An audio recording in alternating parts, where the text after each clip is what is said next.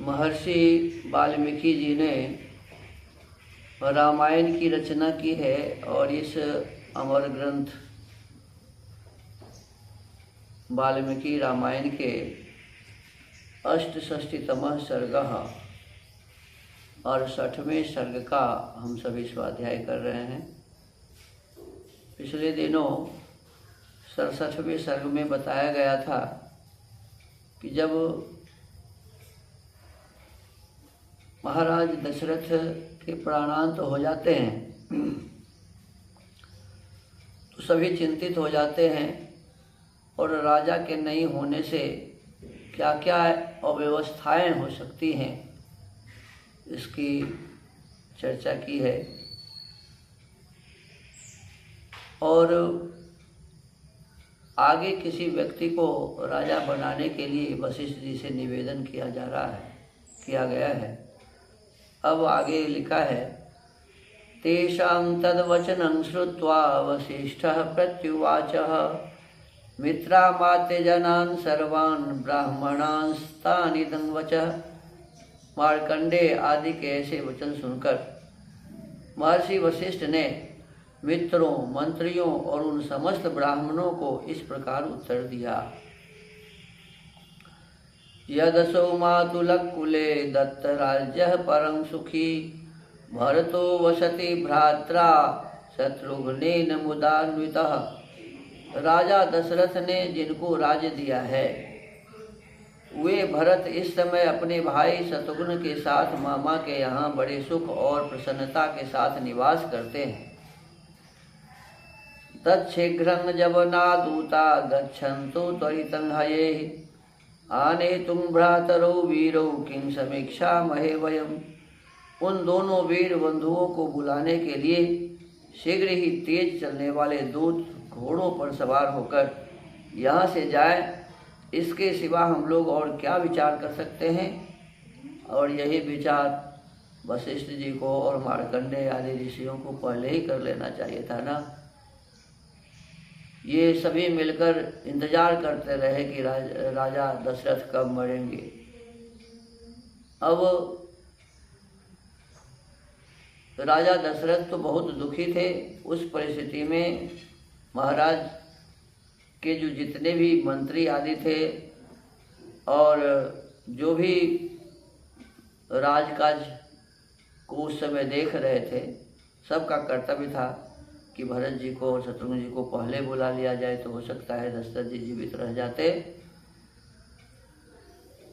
परंतु ऐसा नहीं किया गया। अब दशरथ जी के मृत्यु के पश्चात फिर वही सोचा जा रहा है। गच्छन्त्विति ततः सर्वे वसिष्ठं वाक्यमब्रुवन् तेषां तद्वचनं श्रुत्वा वसिष्ठो वाक्यमब्रवीत्। इस पर सबने वशिष्ठ जी से कहा, हाँ दूत अवश्य भेजे जाएं।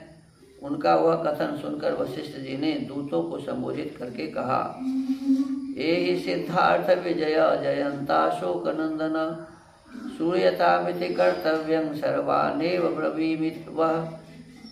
सिद्धार्थ, विजय, जयंत, अशोक और नंदन, तुम सब यहाँ आओ और तुम्हें जो काम करना है उसे सुनो। मैं तुम सब लोगों से ही कहता हूँ। पुरंगराजगृहं गत्वा शीघ्रं शीघ्र जवैर्हये त्यक्त शोकैरिदं वाच्य शासनाद भरतो मम। तुम लोग शीघ्रगामी घोड़ों पर सवार होकर तुरंत ही राजगृह नगर को जाओ और शोक का भाव न प्रकट करते हुए मेरी आज्ञा के अनुसार भरत से इस प्रकार कहो। पुरोहितस्त्वां कुशलं प्राह सर्वे च मंत्रिणः त्वरमाणश्च निर्याहि कृत्यमात्यैकं त्वया। कुमार, पुरोहित जी तथा समस्त मंत्रियों ने आपसे कुशल मंगल कहा है, तो आप यहाँ से शीघ्र ही चलिए। अयोध्या में आपसे अत्यंत आवश्यक कार्य है। माँ चास्मै प्रोषितं रामं माँ चास्मै पितरं मृतं भवन्तः संशिशुर्गत्वा राघवाणामितः क्षयम्। भरत को श्री रामचंद्र के वनवास और पिता की मृत्यु का हाल मत बतलाना। और इन परिस्थितियों के कारण रघुवंशियों के यहाँ जो कुछ कोहराम मचा हुआ है इसकी चर्चा भी न करना। कौशेयानि च वस्त्राणि भूषणानि वरानि च क्षेप्रमादाय राज्यश्च भरतस्य च गच्छत। कैकेयी राज तथा भरत को भेंट देने के लिए रेशमी वस्त्र और उत्तम आभूषण लेकर तुम लोग यहाँ से शीघ्र चल दो। दत्तपथ्यशना दूता जगमु स्वं स्वं निवेशनम कैकेयांस्ते गमिष्यन्तो हयानारोह्य सम्मतान्। कैकेयी देश को जाने वाले वे दूत रास्ते का खर्च ले अच्छे घोड़ों पर सवार हो अपने अपने घर को गए। ततः प्रास्थात् निगम कृत्वा कार्यशेषमनन्तरं वसिष्ठेनाभ्यनुज्ञाता दूताः संत्वरितं ययुः। तदनंतर यात्रा संबंधी शेष तैयारी पूरी करके वशिष्ठ जी की आज्ञा ले सभी दूत तुरंत वहाँ से प्रस्थित हो गए। ये 7 दिन बीत जाने के बाद जब महाराज का देहावसान हो गया तब ये प्रयोजन लोगों ने समझा कि इन्हें बुलाना चाहिए।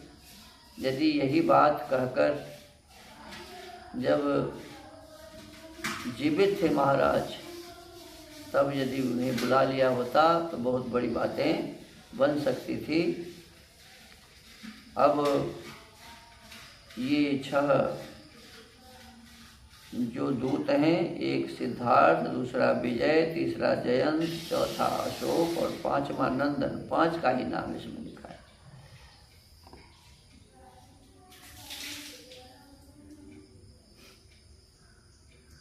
इन 5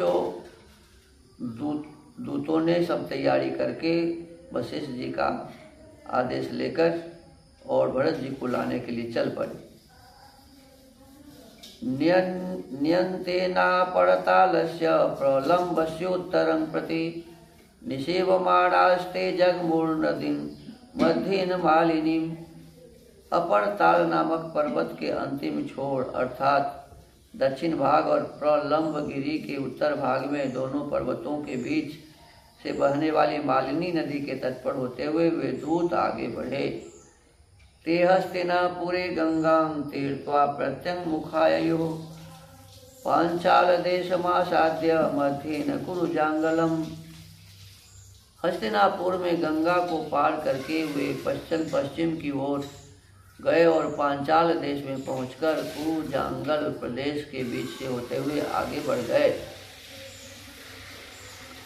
सरांसि च सुफुल्लानि नदीश्च विमलोदकाः निरीक्षमाणा जगमुस्ते दूताः कार्यवशाद्रुतम्। मार्ग में सुंदर फूलों से सुशोभित सरोवरों तथा निर्मल जल वाली नदियों का दर्शन करते हुए वे दूत कार्यवश तीव्र गति से आगे बढ़ते गए।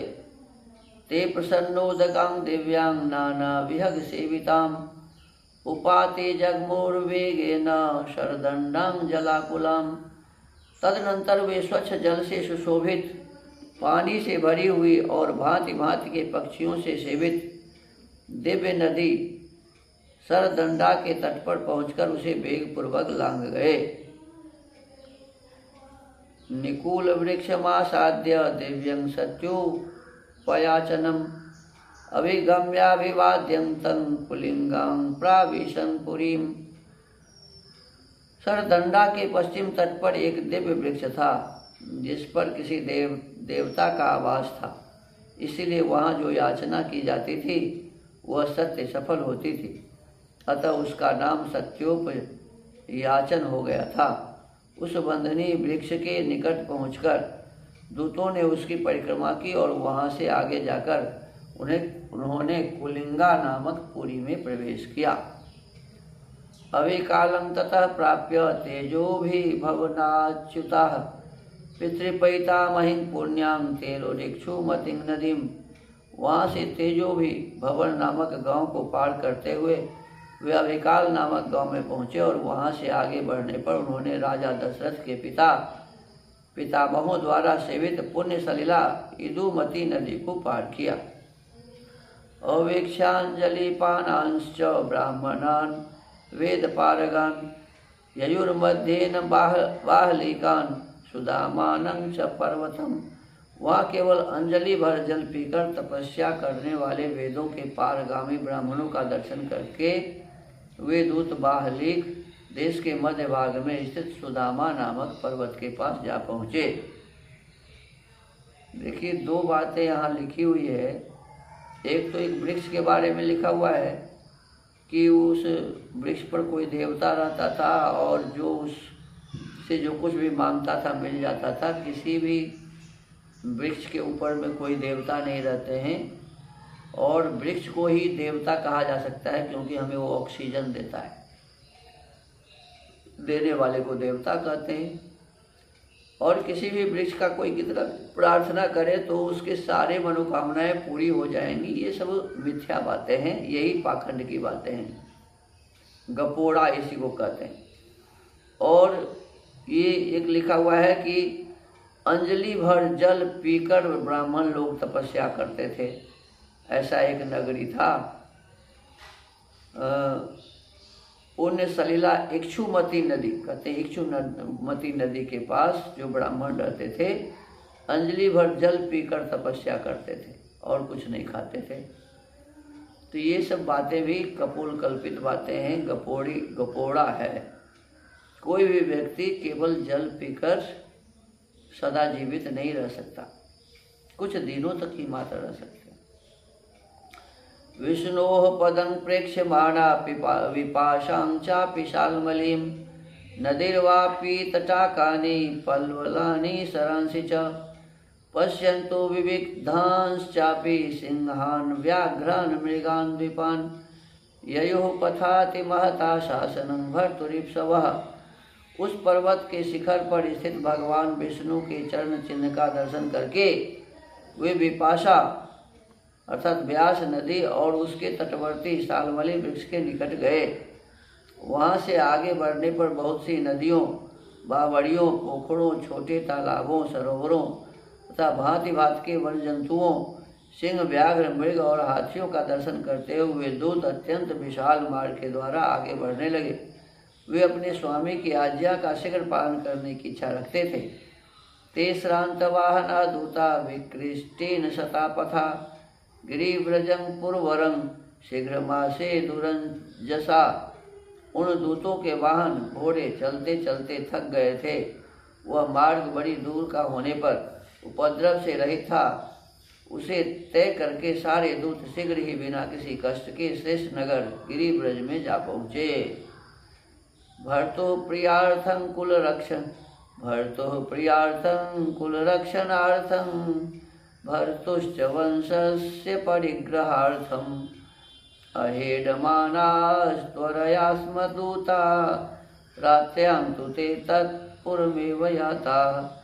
अपने स्वामी आज्ञा देने वाले वशिष्ठ जी का प्रिय और प्रजा वर्ग की रक्षा करने तथा महाराज दशरथ के वंश परंपरागत राज्य को भरत जी से स्वीकार कराने के लिए सादर तत्पर हुए।